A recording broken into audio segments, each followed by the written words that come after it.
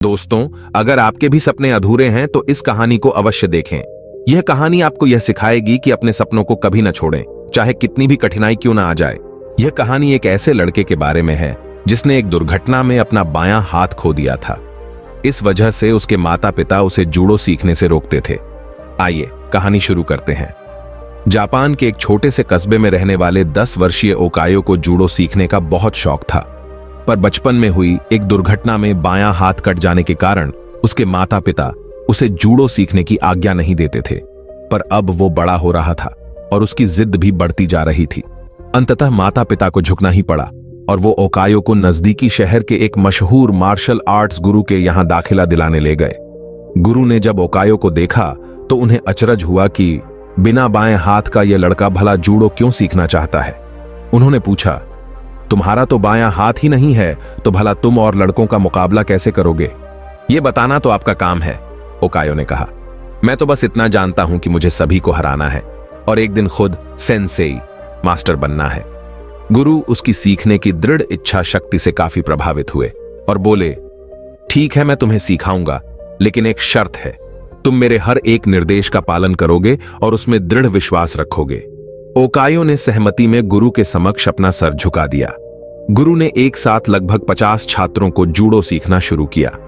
ओकायो भी अन्य लड़कों की तरह सीख रहा था, पर कुछ दिनों बाद उसने ध्यान दिया कि गुरुजी अन्य लड़कों को अलग अलग दांव पेंच सिखा रहे हैं, लेकिन वह अभी भी उसी एक किक का अभ्यास कर रहा है जो उसने शुरू में सीखी थी। उसे रहा नहीं गया और उसने गुरु से पूछा, गुरुजी, आप अन्य लड़कों को नई नई चीजें सिखा रहे हैं, पर मैं अभी भी बस वही एक किक मारने का अभ्यास कर रहा हूं। क्या मुझे और चीजें नहीं सीखनी चाहिए? गुरुजी बोले, तुम्हें बस इसी एक किक पर महारत हासिल करने की आवश्यकता है। और वो आगे बढ़ गए। ओकायो को विस्मय हुआ, पर उसे अपने गुरु में पूर्ण विश्वास था और वह फिर अभ्यास में जुट गया। समय बीतता गया और देखते देखते 2 साल गुजर गए, पर ओकायो उसी एक किक का अभ्यास कर रहा था। एक बार फिर ओकायो को चिंता होने लगी और उसने गुरु से कहा, क्या अभी भी मैं बस यही करता रहूंगा और बाकी सभी नई तकनीकों में पारंगत होते रहेंगे? गुरुजी बोले, तुम्हें मुझ में यकीन है तो अभ्यास जारी रखो। ओकायो ने गुरु की आज्ञा का पालन करते हुए बिना कोई प्रश्न पूछे अगले 6 साल तक उसी एक किक का अभ्यास जारी रखा। सभी को जूडो सीखते 8 साल हो चुके थे कि तभी एक दिन गुरुजी ने सभी शिष्यों को बुलाया और बोले, मुझे आपको जो ज्ञान देना था वो मैं दे चुका हूं और अब गुरुकुल की परंपरा के अनुसार सबसे अच्छे शिष्य का चुनाव एक प्रतिस्पर्धा के माध्यम से किया जाएगा और जो इसमें विजयी होने वाले शिष्य को सेंसेई की उपाधि से सम्मानित किया जाएगा। प्रतिस्पर्धा आरंभ हुई। गुरुजी ओकायो को उसके पहले मैच में हिस्सा लेने के लिए आवाज दी। ओकायो ने लड़ना शुरू किया और खुद को आश्चर्यचकित करते हुए उसने अपने पहले 2 मैच बड़ी आसानी से जीत लिए। तीसरा मैच थोड़ा कठिन था, लेकिन कुछ संघर्ष के बाद विरोधी ने कुछ क्षणों के लिए अपना ध्यान उस पर से हटा दिया। ओकायो को तो मानो इसी मौके का इंतजार था। उसने अपनी अचूक किक विरोधी के ऊपर जमा दी और मैच अपने नाम कर लिया। अभी भी अपनी सफलता से आश्चर्य में पड़े ओकायो ने फाइनल में अपनी जगह बना ली। इस बार विरोधी कहीं अधिक ताकतवर, अनुभवी और विशाल था। देखकर ऐसा लगता था कि ओकायो उसके सामने 1 मिनट भी टिक नहीं पाएगा। मैच शुरू हुआ। विरोधी ओकायो पर भारी पड़ रहा था।